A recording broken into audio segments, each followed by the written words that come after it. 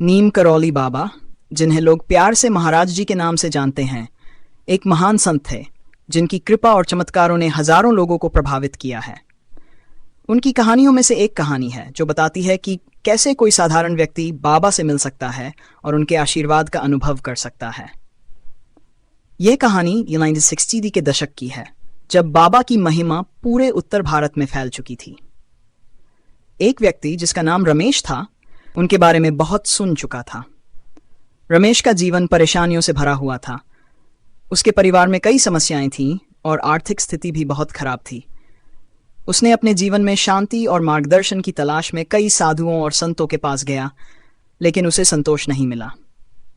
एक दिन रमेश के एक मित्र ने उसे नीम करौली बाबा के बारे में बताया।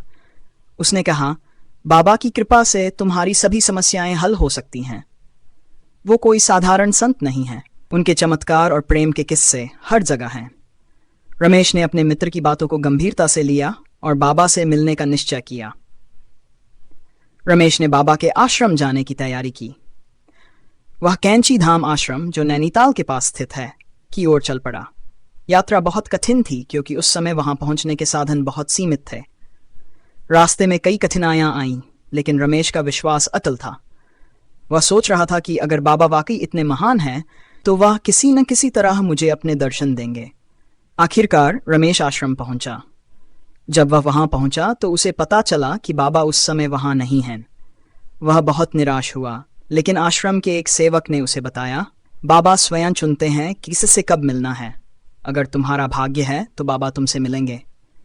रमेश ने धैर्य रखा और आश्रम में ही रुकने का निर्णय लिया। वह हर दिन बाबा के आने की प्रतीक्षा करता रहा, लेकिन बाबा का कोई अता पता नहीं था। कई हफ्ते बीत गए, लेकिन रमेश का धैर्य नहीं टूटा। एक रात उसने सपना देखा कि बाबा उसके पास आकर कह रहे हैं, कल सुबह तुम्हें मेरे दर्शन होंगे। अगली सुबह जब रमेश आश्रम के प्रांगण में बैठा था, तभी एक वृद्ध व्यक्ति सफेद धोती पहने हुए आया।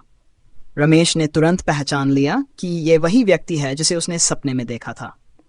ये नीम करौली बाबा थे। बाबा ने रमेश की ओर देखा, मुस्कुराए और कहा, तुम्हारा विश्वास तुम्हें यहां तक लाया है। अब तुम्हारी सभी समस्याएं समाप्त हो जाएंगी। रमेश की आंखों में आंसू आ गए। उसने बाबा के चरणों में प्रणाम किया और महसूस किया कि उसकी सभी परेशानियां गायब हो चुकी हैं। बाबा ने उसे आशीर्वाद दिया और कहा, सच्चे विश्वास से सब कुछ संभव है।